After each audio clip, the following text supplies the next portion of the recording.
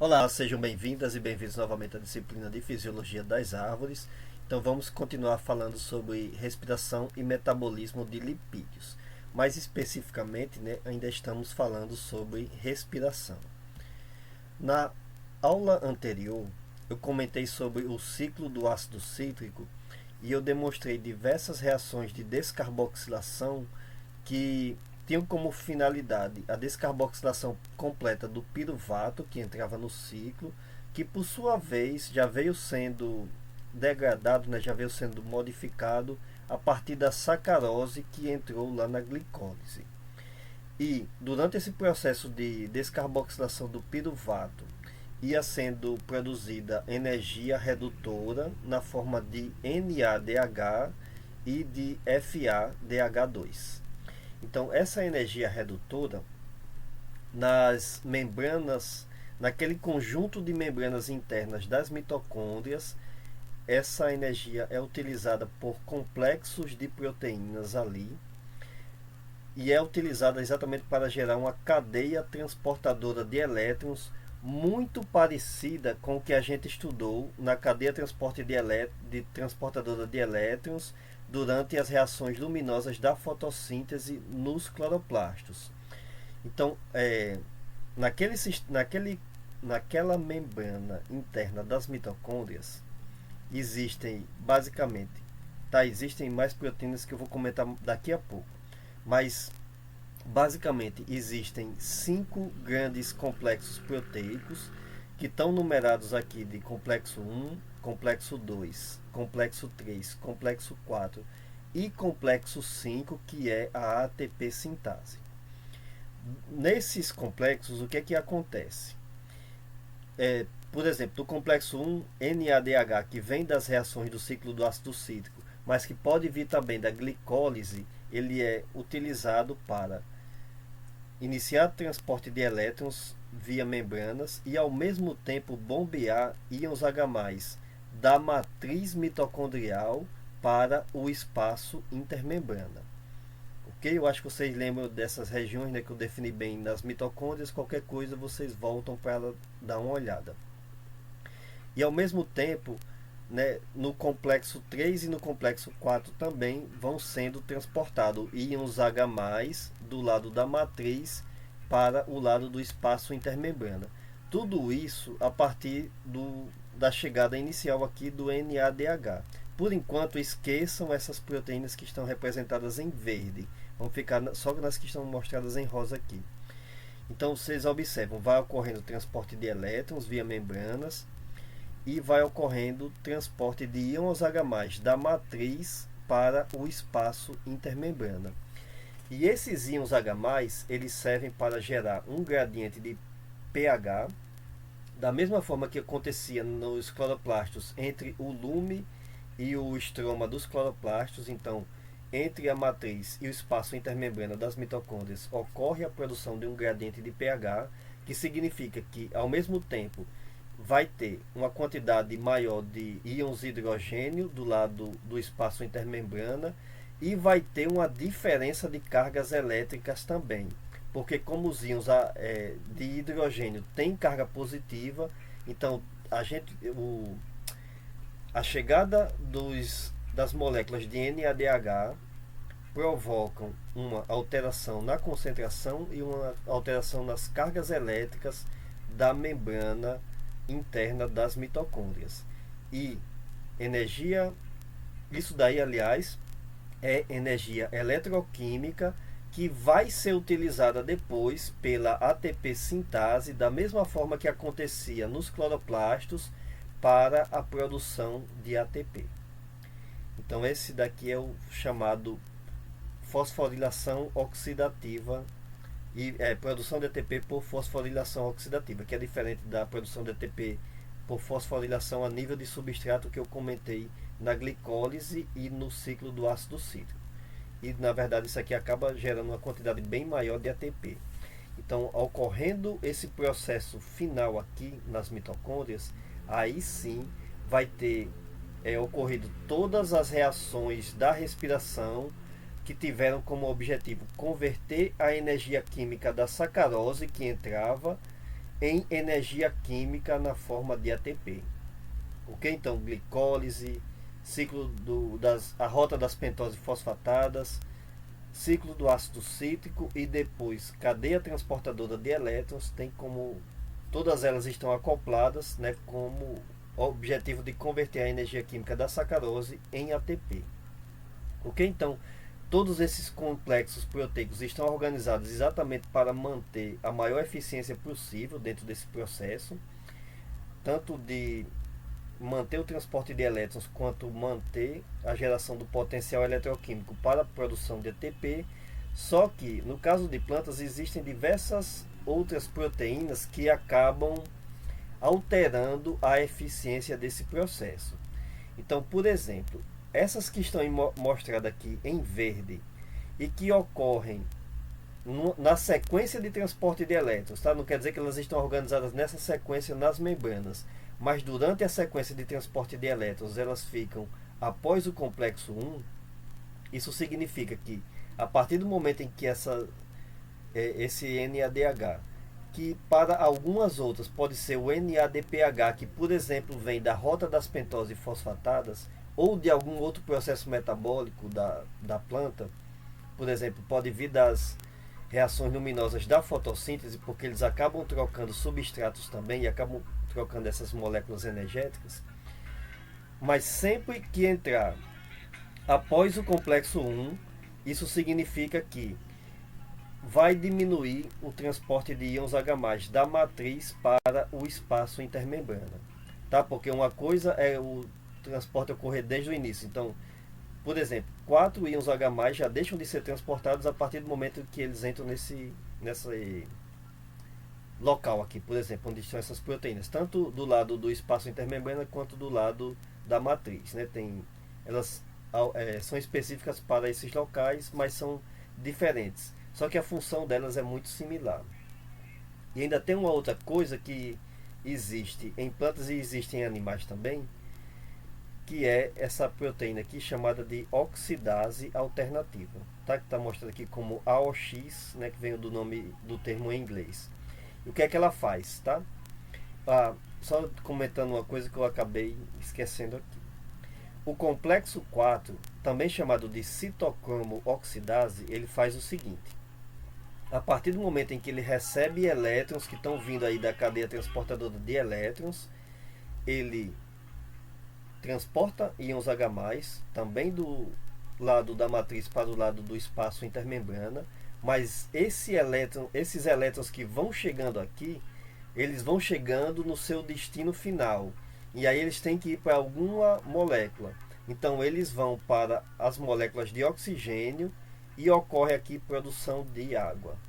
Então, é nesse ponto aqui que ocorre o consumo de oxigênio durante a respiração, aliás. Por isso que em situações de falta de oxigênio ou de níveis muito baixos de oxigênio no ambiente, as plantas não conseguem fazer cadeia transportadora de elétrons, consequentemente não conseguem fazer o ciclo do ácido cítrico.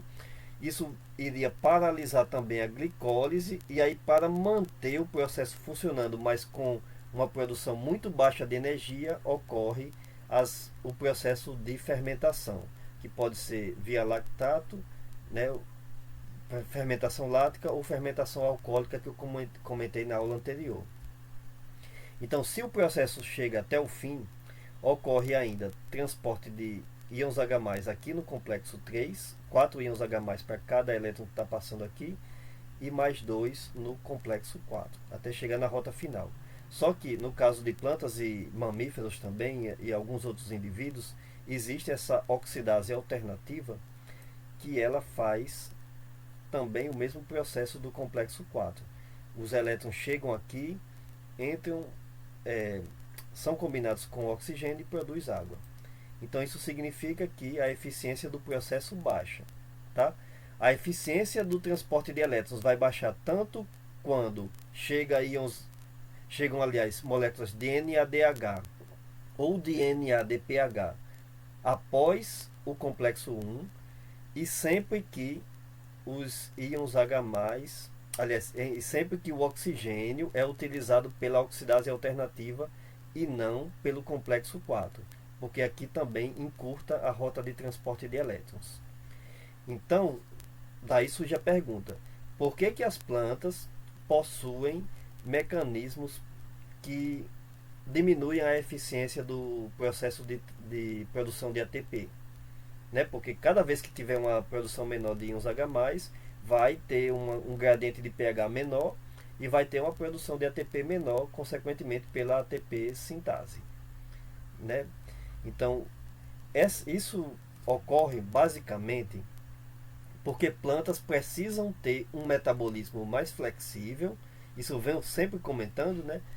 Exatamente porque plantas lidam com condições ambientais estressantes de vez em quando, ao longo do dia, ao longo das estações do ano, e daí elas precisam ajustar o seu metabolismo de acordo com o ambiente. Por exemplo, uma situação de estresse que diminui os processos ligados ao crescimento das plantas. Isso vai significar que a planta vai acumular ATP e não vai poder utilizar esse ATP. Então é melhor realmente manter um consumo de NADH para não paralisar o metabolismo completamente e diminuir a produção de ATP, já que ela não está utilizando esse ATP com tanta intensidade. Então isso é uma forma de regular o seu metabolismo de acordo com a quantidade de ATP. As plantas podem regular seu metabolismo também de acordo com a utilização do NADH. Tá? Se elas, por exemplo, em alguma condição de estresse que faça com que ocorra acúmulo de NADH, exatamente porque ele está diminuindo de ser utilizado, isso pode ser muito perigoso porque ocorre a formação de espécies reativas de oxigênio. Então, como os elétrons, durante os diversos processos metabólicos, não conseguem ir para o NAD+, ou o NADP+, eles acabam indo para moléculas reativas. Então podem ir para oxigênio, que causa todos aqueles problemas que a gente viu lá na fotossíntese, né, que eu mostrei que podem causar danos a diversas estruturas celulares. Então, se tem excesso de NADH ou de NADPH, ela começa a funcionar todo esse processo aqui com muita intensidade. Tá? Então, tanto o complexo 1 quanto todas essas outras proteínas aqui para utilizar esse NADPH e esse NADH o máximo possível e evitar o acúmulo dessas moléculas que podem, né, em excesso podem causar problemas, exatamente porque deixam de poder energético, pode ser utilizado com o tempo, mas se elas se acumulam e diminui a concentração das moléculas que vão receber elétrons, como o NAD+, e NADP+, aí isso pode gerar problemas. Então é aquela história, né, que a planta vai ter condições do dia que ela vai estar em condições ótimas, mas vai ter condições em que ela precisa ajustar o seu metabolismo para conseguir lidar com as dificuldades ambientais. Uma outra coisa importante, sempre que funcionam essas proteínas alternativas aqui, né, que não fazem parte dos 4 grandes complexos, e o quinto, né, que é a ATP sintase, que ele é especial, e que quando funciona também a oxidase alternativa, e tem uma outra proteína que eu vou comentar daqui a pouco, que ela serve para desfazer o gradiente de H+. Então, sempre que funcionam esses processos que diminui a eficiência do processo de transporte de elétrons, uma outra coisa importante que acontece é a produção de calor, que pode ser interessante em algumas situações em plantas. Tá? Produção de calor é mais comum, é mais estudado em animais, né? Então a gente tem algumas reações do nosso corpo que precisam de aumento do calor. A própria manutenção da temperatura do nosso corpo é com geração de calor e ocorre principalmente via oxidase alternativa. Mas no caso de plantas, por exemplo, algumas flores precisam fazer com que seus compostos de atração de polinizadores volatilizem. E aí às vezes elas precisam aquecer a região em que acumula esses compostos. Isso aqui são apenas alguns exemplos. Então a gente vê aqui o seguinte: consumo de oxigênio aqui e produção de calor. Então observe que quando a temperatura ambiente já é relativamente alta, a planta gasta menos calor, né, produz menos calor para aquecer suas flores. Por quê? Porque o próprio ambiente já aquece. Consequentemente, ela vai consumir menos energia, menos oxigênio. Se ela está consumindo menos oxigênio, significa que ela está respirando menos, tá? Mas em ambientes mais frios, o que é que acontece? Aí ela acelera a respiração e acelera consequentemente a produção de calor. E aí isso daqui está relacionado basicamente, essa produção de calor está relacionada ao funcionamento dessas proteínas que estão mostradas em verdes, da oxidase alternativa e da outra proteína que existe, que não está representada aqui nesse esquema, que ela é uma desacopladora que ela faz o seguinte: ela faz a mesma coisa da ATP sintase, ela transporta íons H+ do espaço intermembrana para a matriz mitocondrial, só que ela não gera ATP a partir do momento em que ela faz isso. Então isso significa que as plantas, ela desfaz o gradiente de pH, e aí as plantas precisam transportar elétrons para formar novamente esse gradiente. E cada vez esse transporte vai sendo mais acelerado. Mas por que isso? Porque quanto mais acelerado for o transporte de elétrons, maior é a produção de calor. E todo o metabolismo se acelerando, tá? O ciclo do ácido cítrico, a glicólise, então quando tudo acelera, ocorre maior produção de calor. E daí, consequentemente, a flor se aquece, né? Ela vai aumentar todo o processo de respiração, vai ser uma respiração menos eficiente, mas ele vai aumentar, e aí consequentemente a flor se aquece. Isso tem uma finalidade para a planta, né, de atrair, né, polinizadores. Normalmente flores que fazem isso não têm um cheiro muito agradável, né? As nossas flores mais conhecidas, elas liberam compostos que atraem polinizadores sem a necessidade de fazer aquecimento, mas no caso de algumas plantas que têm compostos um pouco diferentes, que normalmente atraem insetos que são atraídos por cheiros mais pútridos, aí essas flores acabam exalando, fazendo com que essas substâncias volatilizem nesse aumento de temperatura para atrair esses polinizadores. Então observe aqui na figura abaixo, né, a temperatura do receptáculo floral, que é exatamente essa região que fica abaixo do ovário, que ela vai, se o ambiente está mais frio, é claro que ela fica um pouco mais frio, mas vocês observam que com essa grande variação ambiental de temperatura, ainda assim a temperatura do receptáculo vai mantendo-se mais ou menos constante. Né? Por quê? Porque em temperaturas baixas ocorre aumento na produção de calor. Tá? Então, para ver como essa manutenção dessa temperatura é importante para a atração desses polinizadores. Então, em algumas outras flores, né, ocorre um aumento de toda a região da inflorescência, exatamente para que esses compostos voláteis sejam produzidos em maior quantidade para atrair os polinizadores. Essa foto aqui foi feita com uma câmera térmica, né? Então vocês observam a escala de cores está ligada à escala de temperatura. Vejam como a região da inflorescência dessa planta é muito mais quente do que a região onde estão as folhas e as outras estruturas da planta. Tá? Então, exatamente mostrando essa importância aí, né, da planta gastar energia para manter calor, exatamente para atrair polinizadores.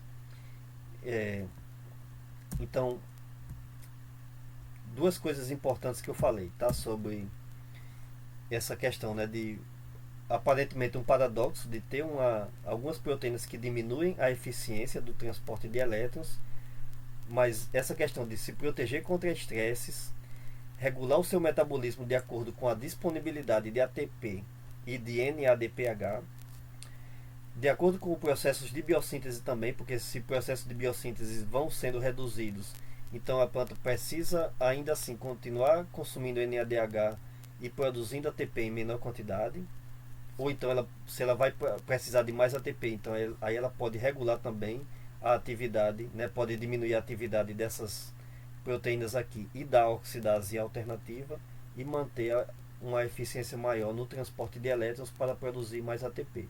Então, flexibilidade de metabolismo em plantas é essencial para a sua sobrevivência, né? Porque elas germinam e completam todo o seu ciclo de vida no mesmo local. Bom, então nesse esquema aqui tem um resumo geral de todos os processos de boa parte dos processos de transporte e metabólicos que acontecem nas mitocôndrias. Então, observem aqui, né, nesse esquema está desenhado a membrana externa e a membrana interna das mitocôndrias. Normalmente, a membrana externa permite uma passagem mais facilitada de diversos solutos. Por exemplo, o piruvato, que vem lá do ciclo do ácido cítrico, ele passa tranquilamente pela membrana mais externa. Mas na membrana interna, ele precisa ser transportado via antiporte, e aí ele é trocado aqui por OH-, aliás. O malato, por exemplo, né, o citrato, que podem entrar também no ciclo do ácido cítrico, que eu comentei na aula passada, eles também são transportados via antiportes aqui. O ATP, por exemplo, o ATP produzido pela ATP sintase, ele não é utilizado, ele é utilizado em partes dentro da matriz, mas a principal finalidade dele ser utilizado por alguns outros processos celulares. Então ele precisa ser transportado para fora.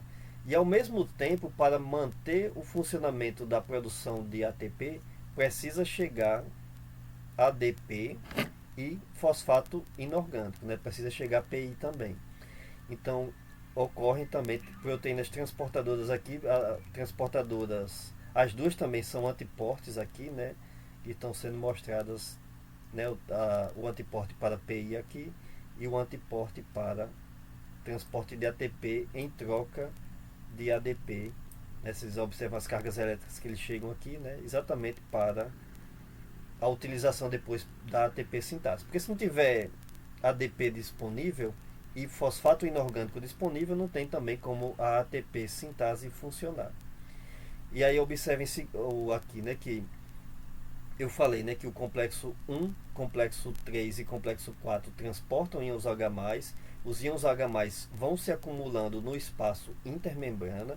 Consequentemente, o pH da matriz ele se torna mais alcalino, porque vai estar saindo íons H+ daqui, e o pH do espaço intermembrana ele é mais ácido também, tá? Apesar de que não está mostrado aqui nesse esquema. O citosol, né, ele tem um pH um pouco alcalino, mas não tão alcalino quanto o pH da matriz, né, durante esses processos de transporte aqui.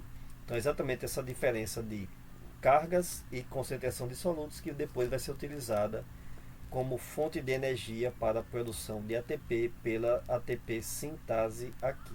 E a ATP sintase das mitocôndrias é muito parecida com a ATP sintase dos cloroplastos. Inclusive, o processo de produção de ATP é através do movimento giratório da região F1, né? Tem a região FO, que fica integral à membrana, mas tem a região F1 que gira, utilizando o transporte, sempre que ocorre transporte de íons H+, ela gira, e aí pega fosfato inorgânico e ADP e produz ATP. Tá? Tudo isso está explicado lá na parte de reações luminosas da fotossíntese. Bom, então quando se faz um balanço energético da respiração, a gente tem observa coisas interessantes aqui. É claro que esses números variam muito de acordo com condições em que a planta se encontra e de acordo com a finalidade, né? Porque nem sempre, como eu comentei, ela nem sempre vai converter totalmente a sacarose em energia. Daqui a pouco eu vou mostrar diversos exemplos disso. Muitas vezes ela vai utilizar parte daquele carbono para processos ligados à biossíntese. Então aqui a gente tem o seguinte, tá? Quando funciona a glicólise apenas, eu comentei, né, que o saldo é de 4 moléculas de ATP. Mas se a gente leva em conta também que a glicólise produz 4 moléculas de NADH como saldo, aí quando isso daqui é convertido na energia que ocorre, tá? Qualquer coisa vocês observam, quem tiver curiosidade nesses cálculos no livro ele tem bem detalhado, né?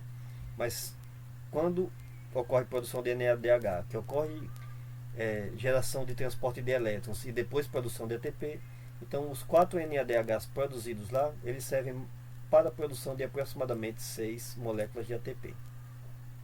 O ciclo do ácido cítrico produz, para cada sacarose que entra, ela produz 4 fosforilações a nível de substrato. Ah, professor, mas eu só vi uma lá, porque a gente só viu uma levando em conta para cada molécula de piruvato, mas cada molécula de piruvato que entra é porque ela veio, aliás, cada molécula de sacarose produz 4 moléculas de piruvato, ok? Então por isso que tem esse 4 aqui. E daí vem os outros processos, tá? O FADH2, que é produzido, que é poder redutor produzido no ciclo do ácido cítrico, ele serve para a produção de mais 6 moléculas de ATP e 16 moléculas de NADH para cada sacarose, tá? Isso tudo está balanceado de acordo com sacarose, serve para a produção de 40 moléculas de ATP. Então isso daqui seria, se tudo ocorrer de forma perfeita, né, que nunca vai ser de forma perfeita, mas se tudo ocorrer, para cada sacarose que entra no processo, ocorre a produção de 60 moléculas de ATP.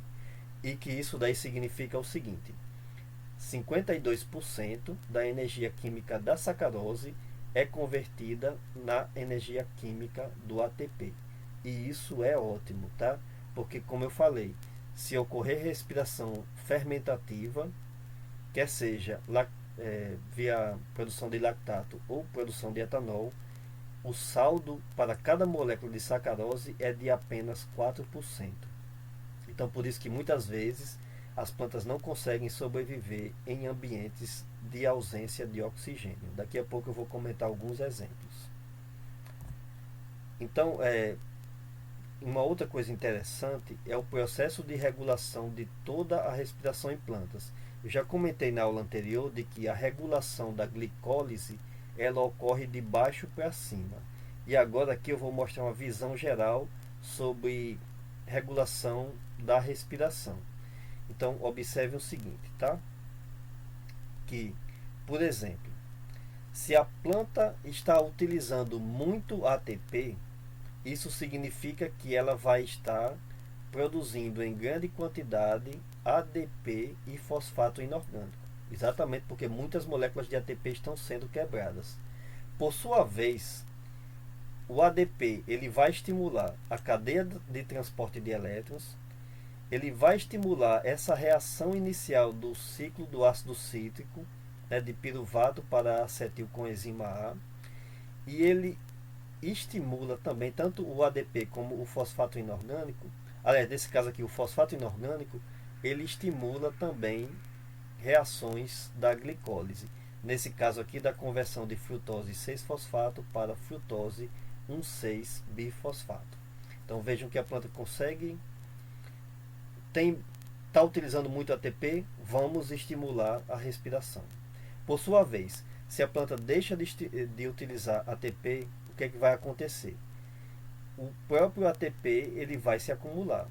E daí, o acúmulo de ATP inibe a cadeia de transporte de elétrons. Tá? Até porque a ATP sintase vai deixar de funcionar, porque não vai ter mais o substrato dela, que é o ADP e o PI. Né? O ADP e o fosfato inorgânico. Mas em seguida toda a cadeia transportadora de elétrons é inibida. Se a cadeia transportadora de elétrons é inibida, isso significa que o NADH vai deixar de ser utilizado. Então, consequentemente, vai ter acúmulo de NADH. Tá?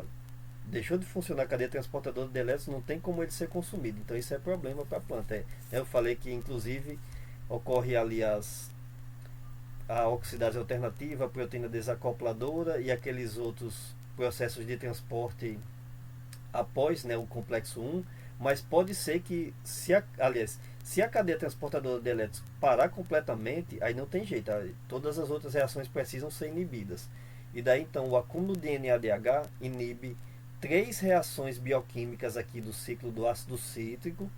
Isso significa que o ciclo do ácido cítrico vai paralisar, vai ocorrer aqui acúmulo, por exemplo, de citrato, e o acúmulo de citrato inibe reações da glicólise. Tá? Inibe a reação aqui de fosfoenolpiruvato para piruvato, então vai acumular fosfoenolpiruvato, e quando o fosfoenolpiruvato se acumula, ele inibe também, ao invés de estimular, né, a reação de frutose 6-fosfato para frutose 1,6-bifosfato, ele inibe essa reação aqui. Ou seja, paralisa a cadeia transportadora de elétrons, paralisa o ciclo do ácido cítrico e depois paralisa glicólise. Então vem tudo de baixo para cima. Né? Por isso que no caso de plantas eu falei que a regulação ela é sempre de baixo para cima. Né? Sempre os produtos é que vão regulando os processos de reação.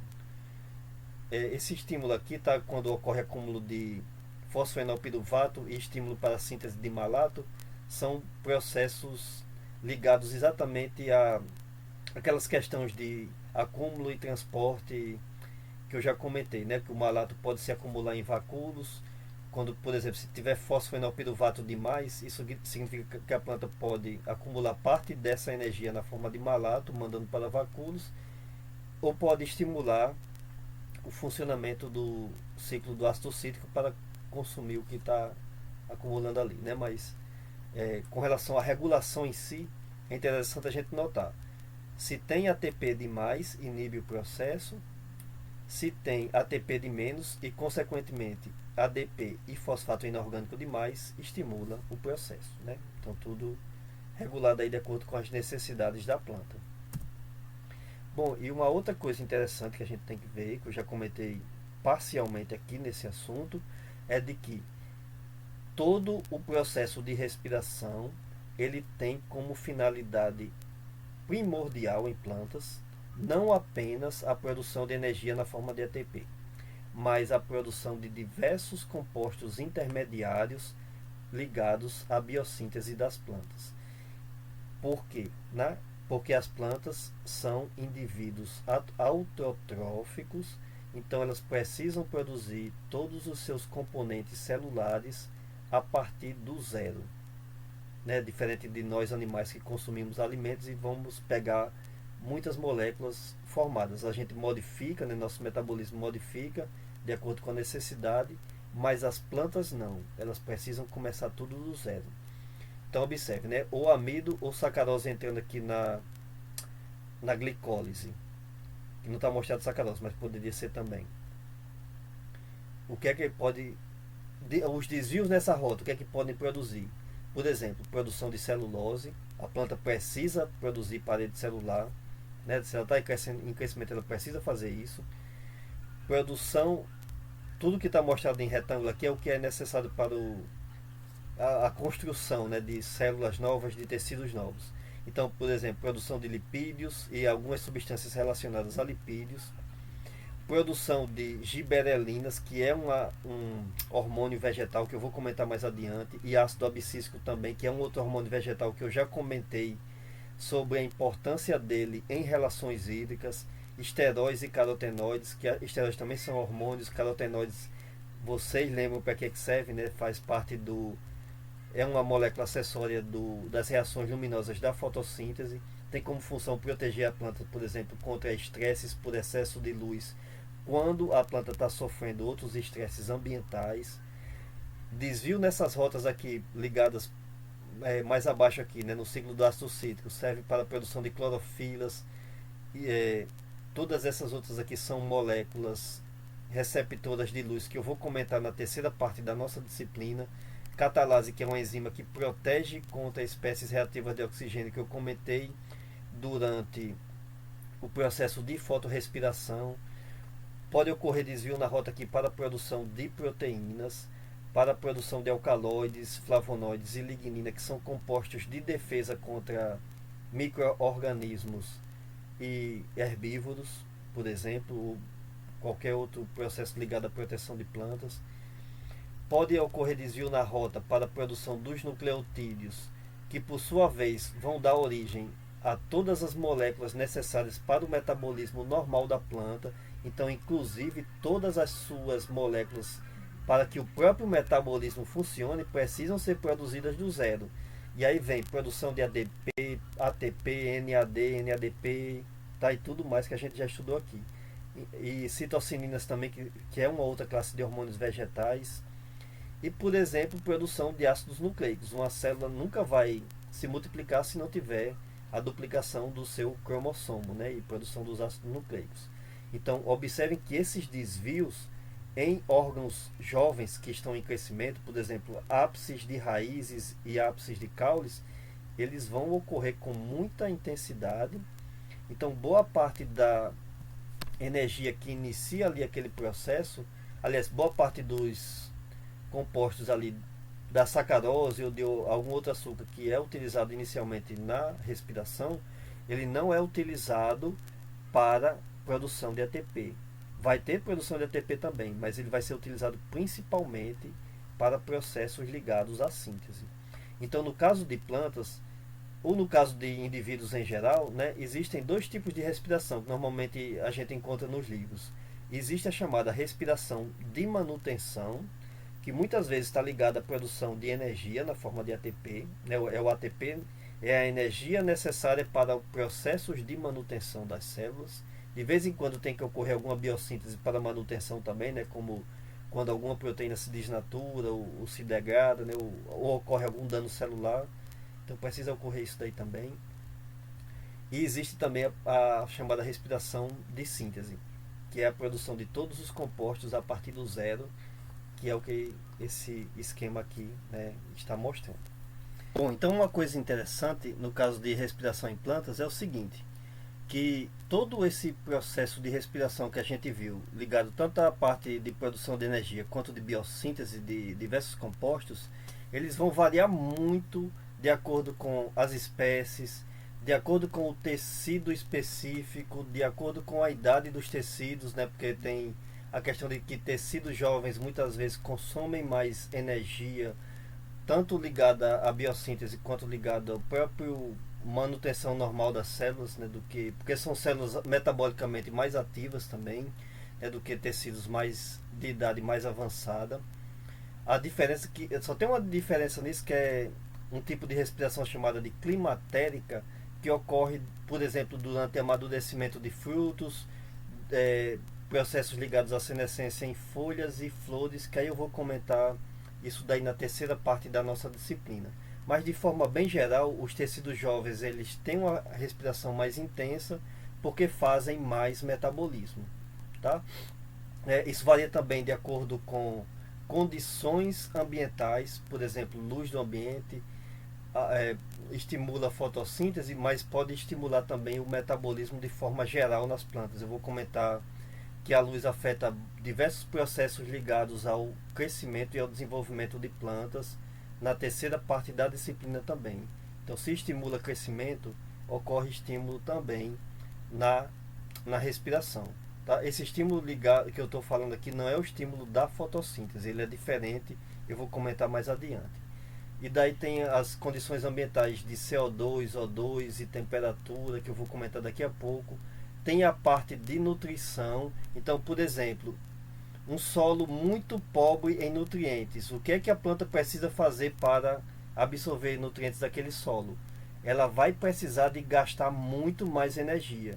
Então, as raízes elas vão respirar muito mais. Tá? Todo o seu metabolismo vai ser mais acelerado. Então, essas condições ambientais afetam muito a respiração também das plantas, né? E aí a gente entende cada vez mais essa questão da planta ter um metabolismo mais flexível, exatamente para poder se adequar às diversas condições ambientais, tá? Quantidade de água também, tá? Por exemplo, água que afeta estresse hídrico, por exemplo. O que é que as plantas fazem quando acontece estresse hídrico? Podem estimular crescimento de raízes, né, em busca de água. A gente viu isso lá em relações hídricas. Para estimular crescimento de raízes, vai ter que estimular também respiração, vai ter que estimular o gasto de energia como respiração. Se as plantas forem fazer, por exemplo, ajuste osmótico, vão ter que estimular a respiração para ter gasto de energia também. Então, tudo aquilo que eu comentei lá em relações hídricas que envolve aumento do gasto de energia, e por isso, né, eu comentei lá de que por isso que a produtividade de plantas em condições que elas precisam se adaptar a estresses normalmente é menor do que em condições ótimas, estão envolvidas com aceleração da respiração, tá? Exatamente para ela poder adequar ali o seu metabolismo. Então, de forma geral, mitocôndrias em plantas respiram com a mesma taxa de mitocôndrias em animais, né? Se isolar e medir a respiração delas. Muitas vezes as células vegetais respiram menos, porque células vegetais elas possuem um vacúolo muito grande que ocupa em algumas células 90% do seu volume, e nesse vacúolo não tem mitocôndria, né? Então se mede taxa de respiração por célula ou por superfície, né, volume celular em uma planta, em um animal, normalmente se encontram taxas mais baixas. Mas isso não quer dizer que o metabolismo é menos intenso. Isso quer dizer que é um tipo de célula, né, diferente da célula animal. Até porque as mitocôndrias, em muitas vezes, vão fazer uma respiração até mais intensa do que mitocôndrias em animais. Aproximadamente de 30 a 60% do carbono ganho durante a fotossíntese é utilizado para processos de respiração. O restante se acumula em tecidos, tanto de novas estruturas formadas quanto em tecidos de reserva também, né, que existem. Sempre vai ter, né, em plantas algum tecido de reserva, porque ela precisa ter reserva para situações de emergência, né? Sempre vão acontecer essas situações. Uma coisa interessante também é durante o processos ligados à pós-colheita em plantas, tá? Por exemplo, muitas vezes temperaturas mais baixas são utilizadas para conservação de frutos, de flores, de raízes, por exemplo, colhidas também, ou de caules, como no caso da batata, tá? Então daí, por exemplo, por que temperaturas mais baixas elas acabam diminuindo todo o metabolismo, inclusive o metabolismo respiratório? Isso permite uma conservação pós-colheita mais duradoura para certas partes vegetais, né, que vão ser comercializadas. Conservação de sementes, né, muitas vezes é feito também em temperaturas mais baixas. Só que às vezes tem que ter cuidado, né, porque dependendo da temperatura, pode ocorrer processos indesejáveis, né, de conversão. Por exemplo, em batata armazenada pode ocorrer em uma temperatura muito baixa, pode ocorrer conversão do amido em alguns tipos de açúcares que afetam a qualidade da batata. Então, normalmente esses controles de temperatura são feitos através de experimentos. Então, de forma geral, o que a gente vai ter é o seguinte: tem fatores ambientais que afetam a respiração. O oxigênio eu já comentei, né? Então, como é que uma planta se adapta a condições de falta de oxigênio? As plantas de mangue, por exemplo, elas fazem o seguinte: elas possuem raízes respiradoras ou possuem estruturas nos caules que conseguem transportar oxigênio até a raiz que está ali abaixo do local alagado. Essas estruturas anatômicas são chamadas de aerênquimas, e com certeza vocês vão ver isso mais em detalhe na disciplina de anatomia vegetal. Mas basicamente são canais, né, que se formam ou em raízes respiradoras ou no caule para levar oxigênio até as raízes. E daí, né, a raiz está no local alagado. Ela tem água e tem nutrientes, né? Por exemplo, uma planta de mangue. Só que não tem oxigênio. Se não tiver oxigênio, não vai ter respiração aeróbica, vai produzir muito menos ATP, porque vai ter que fazer respiração anaeróbica, e aí não vai ter condições de absorver. Mesmo estando num solo rico, não vai ter condições de absorver nutrientes desse solo. Então, por isso que são poucas as plantas que conseguem sobreviver em ambientes alagados. Tá? O oxigênio é essencial, a raiz respira muito. Se não tiver oxigênio, tem que ter uma forma de levar oxigênio até a raiz. Então tem esse efeito aí. Existe o efeito da temperatura também. Tá? O efeito da temperatura ele é muito ligado ao metabolismo. Temperaturas mais baixas diminuem, afetam a respiração negativamente, como eu acabei de comentar sobre o caso de conservação, né, até utilizado no processo de pós-colheita. E a tendência é que quando vai havendo aumento da temperatura, vai ocorrendo aumento na taxa de respiração. Isso, é claro, vai variar de espécie para espécie. Tá? Vão ter espécies mais adaptadas a climas frios que vão ter temperaturas ótimas num nível mais baixo do que plantas adaptadas a climas tropicais, né? Mas sempre vai ter esse efeito de que temperaturas abaixo do ótimo vão afetar negativamente a respiração, e temperaturas acima do ótimo afetam também. Por quê? Né? Poderia pensar num contínuo aumento do estímulo do metabolismo. Só que acontece o seguinte: quando a temperatura vai aumentando e a planta não está adaptada àquelas condições ali, vão começando a ocorrer processos ligados à desnaturação de enzimas, que fazem parte de todo o metabolismo, inclusive de todo o metabolismo respiratório, como a gente já viu aqui na nossa disciplina. Então isso todas as plantas vão ter esse nível ótimo, vão ter na verdade uma faixa, né, quase que um platô aqui de temperatura ótima para a respiração, que é uma faixa maior do que a temperatura ótima para a fotossíntese, tá? Tem uma flexibilidade maior aqui na temperatura ótima para a respiração. Normalmente no nosso clima tropical essa temperatura ótima está em torno de 40 graus, tá? 40 até mais para algumas plantas. E tem as condições também de... Aliás, tem um outro efeito ambiental interessante também, que é o nível de dióxido de carbono. Que não se sabe bem como é que dióxido de carbono afeta a respiração. Como é que afeta a fotossíntese, a gente sabe muito bem, até porque dióxido de carbono é substrato da fotossíntese. Mas como o nível de dióxido de carbono afeta a fotossíntese, isso não é bem compreendido ainda. Mas se sabe que em concentrações ambientais com mais CO2, vai ocorrer inibição da fotossíntese. Então, muitas vezes, quando se transporta frutas, por exemplo, em containers para outros países, né, então manda lá do Porto de Natal para a Holanda, por exemplo, aquele container, além de ter controle de temperatura, ele tem controle do nível de CO2. Mantém uma atmosfera mais concentrada em CO2 para diminuir a respiração. Eles baixam também o nível de oxigênio, tá? Porque vai diminuir também a respiração baixando o nível de oxigênio. Só que não baixam até o nível zero, ou seja, não retiram completamente o oxigênio, porque se acontecer isso, né, ou se acontecer num nível muito baixo de oxigênio, pode ocorrer estímulo da fermentação, e aí vai estragar todos os frutos. Né? Mas eles mantêm oxigênio num nível relativamente baixo e oxigênio num nível muito maior do que em nossas condições atmosféricas atuais, e isso inibe a respiração desses frutos.